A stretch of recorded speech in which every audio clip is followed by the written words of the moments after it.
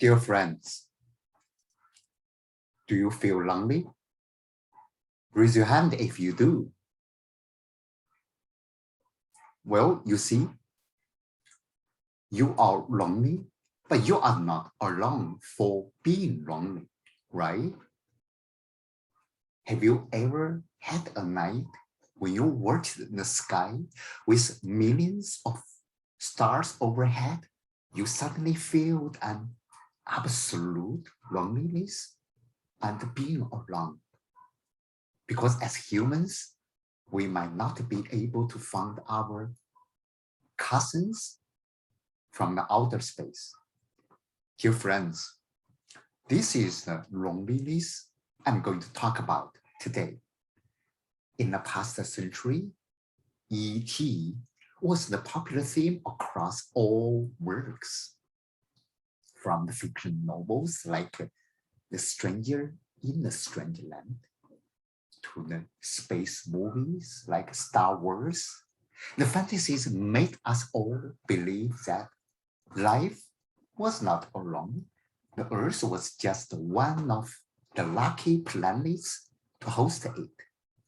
Then the first exoplanet was discovered in 1997. Exoplanet is like the planet Earth, but outside the solar system.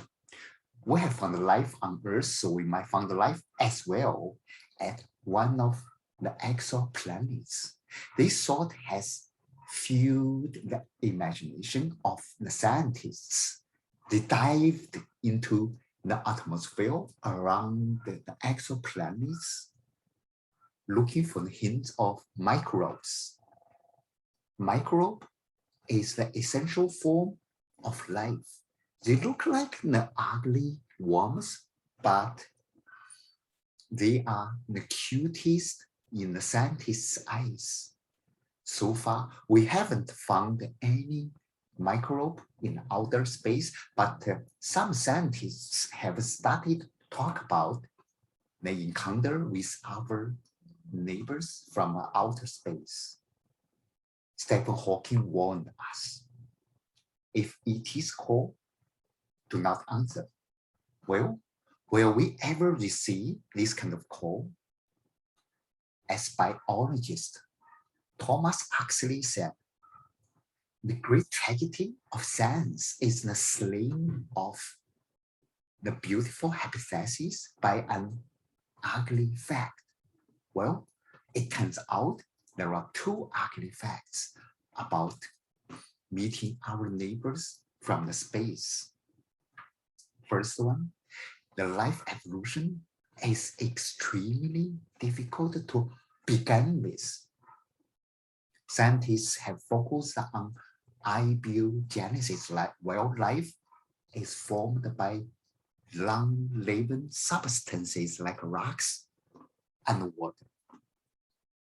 Some labs have formed biomolecules like amino acids, but they are millions of miles away from creating life.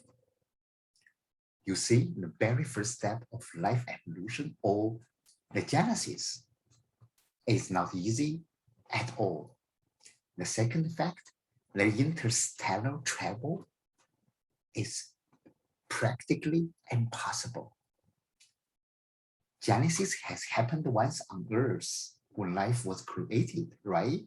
Though we still don't know what happened exactly. When it comes to interstellar travel, it's all in fantasies. The interstellar fleet of aliens in the movies is like a double hypothesis, as we haven't met our neighbors yet. We already put a glorious cape to them. You want to pay a visit to them by yourself? Well, jump onto a spaceship today and head to the nearest star to us. It's a 6,300 years of one-way trip. Light speed is the fastest move we can master. Imagine one day we were sitting in a light-speed train, and the shortest distance between two stars, 4 light years. Do you want to explore the other side of galaxy? It's a 100,000 light years of trip. Well, some space fans might laugh at these facts. They see one day we will have technology that is far beyond our cognition. Some space prediction, like space-time warping, the wormholes, they have made the dream of interstellar travel closer to us than ever. But nothing has practically started yet. Are you thinking about jumping a wormhole and show up at another instantly? Well, the nearest wormhole to us is 1,500 light years. You see, this is the paradox of science. Even a technology is theoretically possible, we cannot see it's practically possible. As the space writer Frank Herbert said, humans are almost always lonely. Yes, this loneliness might feel chilly and infinite. But here is good news.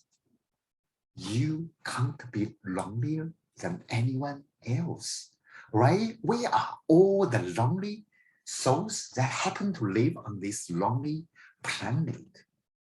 When you watch the sky and feel suddenly hit by a chilly loneliness,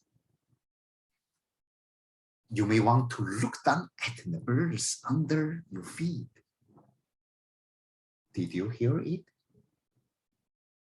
Even the crickets are singing together to celebrate that they are the only life in the universe. Dear friends, wouldn't you be amazed by the magnificent loneliness of life? Thank you.